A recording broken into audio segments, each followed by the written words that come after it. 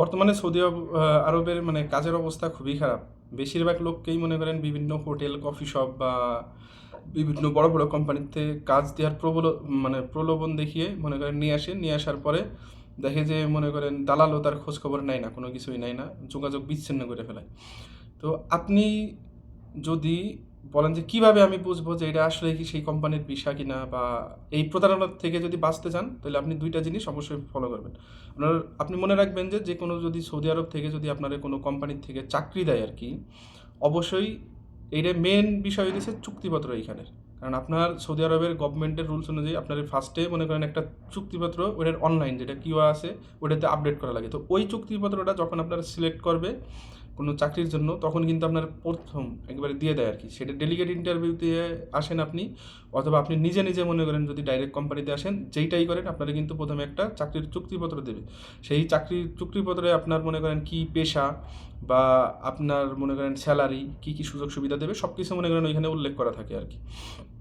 এবং পরবর্তীতে যেই সময় আপনার ভিসা আপনার স্ট্যাম্পিং হয় বা আপনার ভিসা ইস্যু হয়, ইস্যু হওয়ার পরে কিন্তু ওইখানে কিন্তু আপনার পুরা কোম্পানির নাম, যে এমপ্লয়ার যে নেম ওইখানে কিন্তু দেওয়া থাকে, যে যে কোম্পানির নামে আপনারে মানে আনার কথা বলছে বা যে কোম্পানি আপনারা নিতেছে সেই কোম্পানির নাম কিন্তু ওইখানে উল্লেখ করা থাকে। যে মনে করেন সাপোজ যদি আলমারাইতে নেয় ওইখানে আলমারাই এমপ্লয়ের নেমে আলমারাই থাকবে, বা যদি কোনো বড় একটা হোটেলে নেয় ওইখানে হোটেলের নাম থাকবে, বা যেইটাই থাকুক এইভাবে নাই। বাট সব থেকে মানে মেন মানে যে ইটা হইতেছে সেটা হইতেছে আপনার বাংলাদেশ থেকে কোনো কাজ না জাইনে বা কোনো মানে বিশেষ কোনো দক্ষতা ছাড়া এভাবে কোনো কোম্পানি মনে করেন কেউ হায়ার করে না আর কি।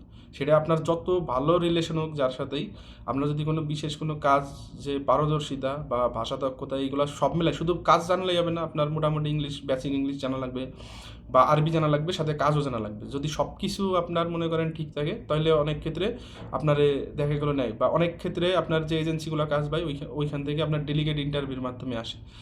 তো যেই আসেন ভাই, সৌদি আরবের বর্তমান যে কাজের পরিস্থিতি খুবই খারাপ আর কি। যদি যেই আসেন সব থেকে ভালো যে কোনো একটা এজেন্সির থ্রুতে ডেলিগেট ইন্টারভিউ দিয়ে তারপরে আসেন। আর যদি আপনার ভালো কোনো যোগ্যতা থাকে, কোয়ালিফিকেশন থাকে, আপনার যদি মনে হয় যে না আমি নিজে নিজে অ্যাপ্লাই করে তারপরে আমি একটা চাকরি ম্যানেজ করতে পারবো, তাহলে হ্যাঁ খুব ভালো। আপনি যে কোনো জব সাইটগুলো আছে, লিঙ্কডইন আছে, জবলি আছে, তারপর আপনার naukri.com আছে, ইনডিড আছে, এইগুলোতে অ্যাপ্লাই করেন ভালো ভালো কোম্পানিতে। যদি আপনার মানে কপাল ভালো থাকে তাহলে আপনি ইন্টারভিউ দিয়ে চলে আসেন আর কি, সমস্যা নেই।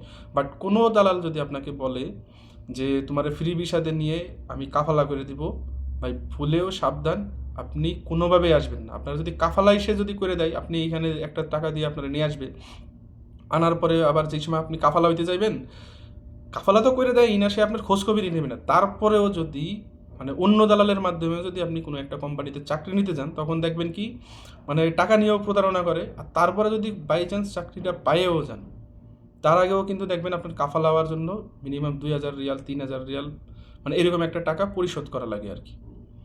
তো আপনি একবার টাকা খরচ করে আসবেন, পরবর্তীতে আবার টাকা খরচ করে আসবেন। তো এই জন্যই বলি, আসার সময় অবশ্যই সমস্ত কাগজপত্র এবং মানে যে যে বিষয়গুলো আছে ওইগুলো খুব ভালো করে চেক করে তারপরে আসবেন।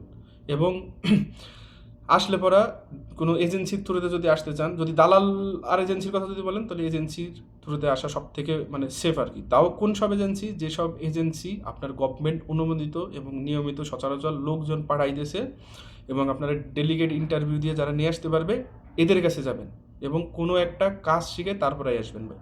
ধন্যবাদ। যদি কোনো কিছু কারো জানার থাকে পরবর্তীতে অবশ্যই কমেন্ট বক্সে জানাবেন, আমি চেষ্টা করবো সেই বিষয়ে ভিডিও বানানোর জন্য। ধন্যবাদ ভাই।